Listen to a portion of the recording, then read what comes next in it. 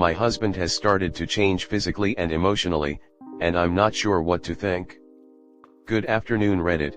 Recently, since the beginning of the year, I have witnessed a change in my husband's state of being, if you will. He has started working out almost 4 to 5 times a week, lost around 30 lbs of weight, and has started being more romantic with frequent dates, and buying me gifts, clothes, games, etc. Bit of background: we are high school sweethearts of 12 YRS and have been married for 8 YRS. He has never been the outgoing type of person, but always a hard worker / provider. Just not very astute in the romance department, dates, gifts, evenings, etc. We have always tried to communicate properly, and he will even do chores after coming home from work, and getting up early to make the family breakfast. All this has taken what should be a great turn in our relationship, starting this year. He started to, as he puts it, work on self-improvement. From eating better, working out, being more romantic with frequent dates, and buying me and our kids more gifts. I am happy and excited about the changes, even motivated me to start going to the gym as well. Yet I have a feeling something is going on behind the scenes, that I can't put my finger on. For one, he moved all his clothes, belongings, and other stuff back to his man cave / office, saying so he and I can get better sleep, while helping to declutter the bedroom of his excess stuff. Along with him mentioning that some of his female co-workers have started to flirt / hit on him, and he isn't sure how to handle it in the workplace. From my experience, he barely speaks with other women outside of myself and close family. Lastly, he doesn't have a password on his phone, and barely uses social media or messenger apps, other than to chat with his camping buddies and marketplace. From the small snooping that I have done, we have an open phone policy, and will use each other's phones regularly, just FYI. Am I just being paranoid, or is there something I am missing? Comment. 30 can be a get your shit together mental hurdle for a lot of men, as an acknowledgement of getting older. Stuff starts hurting that didn't before and you stop feeling invincible. Be happy that he's taking this as a quest for self-improvement and a desire to be around for you as long as he can. If you trust each other and he hasn't given a reason to not trust him, I wouldn't worry. I don't see anything to be overtly worried about. I think decluttering is also a common step in self-help books, Jordan Peterson, Marie Kondo, etc. I'd probably just ask him what sparked the change in his life so you can understand it better. You may question it because there are loads of stories about this happens when a partner is cheating. They overcompensate out of guilt. He is feeling energized. The weight loss and working out also increases testosterone. Vroom vroom. The ego boosts from the other women doesn't hurt.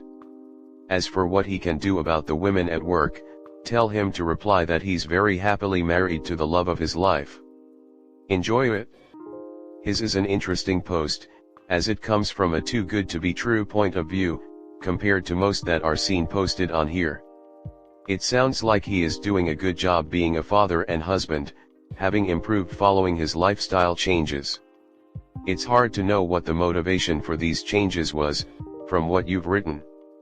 Now that he is getting into better shape, he may be getting more attention from women, but it is not to say that this is the main reason for these changes. And it isn't to say that he is going to act on getting this attention, of course.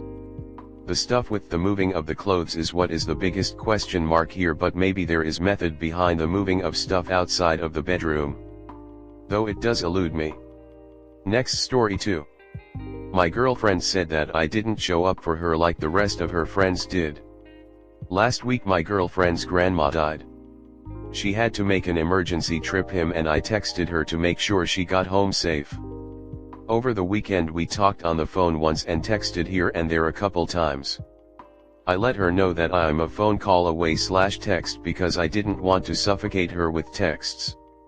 I know she was grieving and I wanted to give her space to grieve, but still show her I was there for her. A couple years ago her dad died and we talked about how her friends abandoned her and I was trying my best to not have the same thing happen. She got back in town today and didn't tell me, and when I told her I was worried about her, she said, "Really?" I couldn't tell, because we didn't talk at all over the weekend. I told her that I was giving her space, but still showing that I was there for her. When she went home, she told me she was focusing on her family, and I respected that. Girlfriend is saying that I didn't show up for her because I didn't contact her enough, and now she said she isn't sure about us because I made her feel ignored and abandoned. She's going back home on Thursday for the funeral. I talked to her today and she said she doesn't want me to ignore her, but doesn't know where we stand. She said she can't make a decision right now until her emotions come back in check. I love her so much and thought about reaching out more, but I didn't want to suffocate her, and I tried to respect that she wanted family time. Is there anything I can do? Comment. Navigating grief is one of the most delicate and intricate experiences you'll face in any relationship. Your intentions were good, you didn't want to intrude on her space during a sensitive time, especially given her history of feeling abandoned. Yet, it seems that your caution had the unintended consequence of her feeling isolated and uncared for. Her perspective on how much contact is enough may be vastly different from yours, especially when heightened by the emotional toll of a family loss. Keep in mind that family time for her, in this situation, might also mean a desire for additional support from her partner, which is you. It sounds like the ball is somewhat in her court regarding how she wants to proceed with the relationship. But that doesn't mean you can't take steps to make amends. First, communicate clearly about how you're feeling and what your intentions were, but focus more on her experience and feelings. Your goal is to listen and understand her, not to justify yourself. Validate her feelings without agreeing or disagreeing. Grief has its own logic and often defies what we consider rational responses. Second, be proactive but not suffocating in your contact going forward. Send her a message or give her a call to let her know you're thinking about her, but don't overwhelm her. It's a fine line to walk, but important. You might also consider sending her something thoughtful to show you care, perhaps a handwritten letter or a small care package. Tangible acts of kindness can speak volumes when words seem inadequate. Ultimately, this is a crucial test of your relationship, and while it's a complicated situation that you're both navigating for the first time, it's also a learning experience. Your girlfriend's grieving process won't adhere to any predictable pattern, and neither will her needs from you. Flexibility, understanding, and open communication are key. If you can't correct the past, you can at least learn from it to navigate the future more adeptly. Something else you can do is put a note or something in her stuff that she can find, reminding her you love her and are there for her. Also telling her that y'all will get through it together.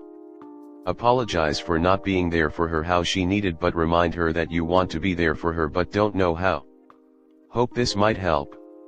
I just finished a crisis intervention course, and the common question amongst all our staff was how to navigate a person's emotions when they are sad, angry, elevated. Especially when they come and attack you with statements such as "you are being unfair to me" / "don't care about me" / "etc. You get the drift. We have an automatic response to get defensive, or list our policy and procedures to them. Which in turn, doesn't de-escalate anything and may make them more angry or upset. Long story short, when she states you did not give her the support she needed, and I assumed, you don't exactly know what she needed, the best response is to ask another question, such as "what does that look like for you?" Put the ball back in their court. It gets them to open up more and you are able to learn a lot about what they need. It's great when people are angry and lashing out on you. And this was amazing advice. I think this type of response would work in this scenario.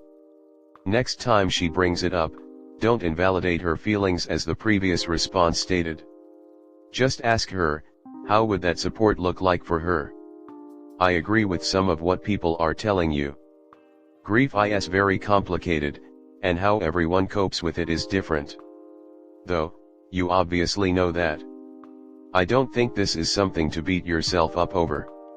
You did your best to anticipate her needs. As for her being tired of having to tell you how to help her, I can understand her frustration. However, one thing she and you need to remember is that we aren't our partner's mind readers. We can do our best to learn someone, and by proxy get better at anticipating how to meet their needs in a way that is satisfactory to them. But we are, at the end of the day, human, and cannot read minds. Perhaps you should have asked for clarification on what she would need from you rather than assuming, but I don't think that necessarily means that you did poorly and abandoned her. We can't take back what's been done, only try to do better for ourselves and those around us going forward. Sometimes we have to ask our partners how they like to be loved, and learn to love them in that way through time. No matter what, you both will grow and learn from this. I wish you and her the best.